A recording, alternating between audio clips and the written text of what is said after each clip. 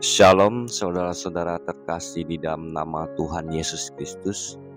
Pada pagi hari ini kami mau merenungkan Keluaran 12 ayat 23. Sebelum merenungkan, mari kita mengambil saat teduh terlebih dahulu. Bapa yang di surga, yang kami kasih di dalam nama Tuhan kami Yesus Kristus, pada pagi hari ini Tuhan, kami mengucap syukur atas kasih Tuhan yang tak terhingga ini. Sesungguhnya untuk selama-lamanya kasih setia Tuhan kepada kami. Terpujilah Tuhan Allah yang Maha Tahu. Terpujilah Tuhan Allah yang Maha Kasih. Terpujilah Tuhan Allah yang Maha Agung. Terpujilah Tuhan Allah yang Maha Tinggi. Terpujilah Tuhan Allah yang berfirman semua yang jadi. Terpujilah Tuhan Allah yang Maha Kudus, Kudus, Kudus. Padamulah kami berseru dan berdoa di pagi hari. Berkatilah kami sepanjang hari ini. Berkati kesehatan kami, pekerjaan kami. Kami serahkan semua di dalam tangan Tuhan kami Yesus Kristus.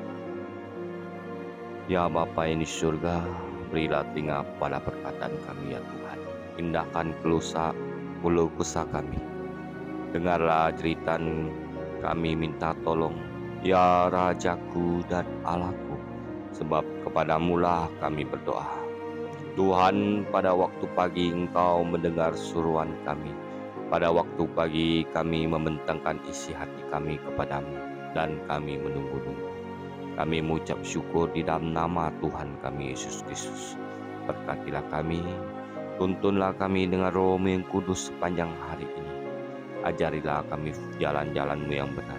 Taruhlah firman-Mu ke dalam mulut kami masing-masing. Karena firman-Mu adalah pelita bagi kaki kami dan terang bagi jalan kami. Sebab Engkau bukanlah Allah yang berkenan pada kefasikan. Orang jahat akan numpang padamu. Pembual tidak akan tahan di depan matamu. Engkau membenci semua orang yang melakukan kejahatan, ya Bapa yang di surga. Ajari kami, tuntun kami dari Roh-Mu yang kudus sepanjang hari ini. Ajarilah kami jalan-jalan-Mu Tuhan. Taruhlah firman-Mu di dalam jiwa kami dan pikiran kami.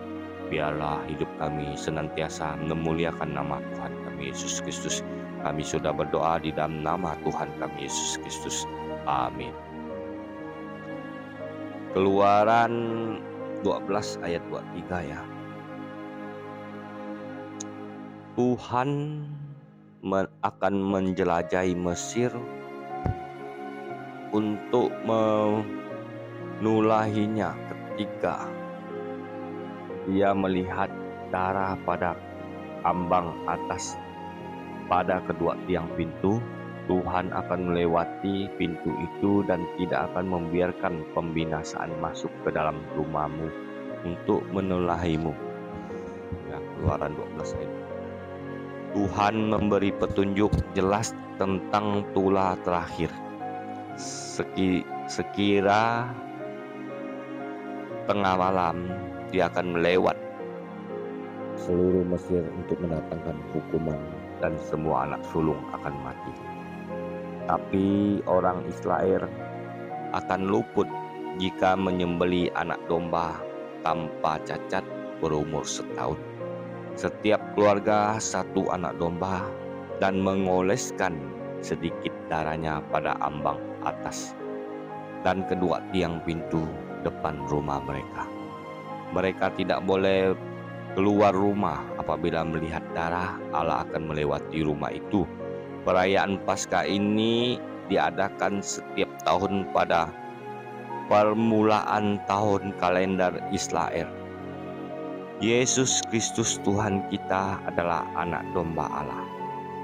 Dan tentang Dia kita menyatakan, sebab anak domba Paskah kita yaitu Kristus juga telah disembelih, karena itu marilah kita berpesta. 1 Korintus 5:7-8 ya. Ada beberapa kebenaran di sini. Pertama, hakim dan juru selamat adalah sama. Allah yang lewat di seluruh Mesir untuk menghukum semua anak sulung, juga melewati rumah orang Israel untuk melindungi mereka.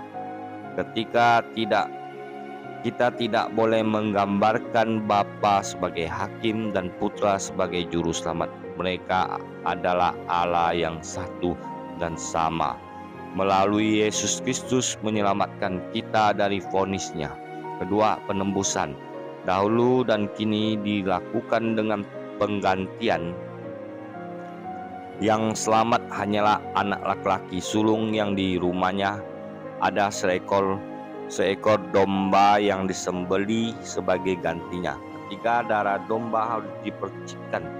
Setiap orang harus menerima pemberian ilahi itu. Allah harus melihat darah itu dahulu sebelum menyelamatkan keluarga itu. Keempat, setiap keluarga yang selamat berarti sudah dibeli Allah. Mereka menjadi milik Allah. Begitu juga kita.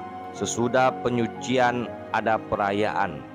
Kehidupan umat yang ditembus Allah merupakan pesta yang secara ritual dinyatakan dalam perjamuan kudus, perayaan syukur kita. Ya, saudara-saudara terkasih dalam nama Tuhan Yesus Kristus, kita sangat bersyukur karena Tuhan Yesus telah menembus kita dengan mati di kayu salib dan bangkit pada hari ketiga. Ya, Dia sudah menembus dosa kita. Marilah kita orang yang beriman dan percaya, kita mengucap syukur setiap hari, berdoa kepada Dia dan berbuat baik untuk memuliakan nama Tuhan kita Yesus Kristus semasa kita hidup di dalam dunia ini.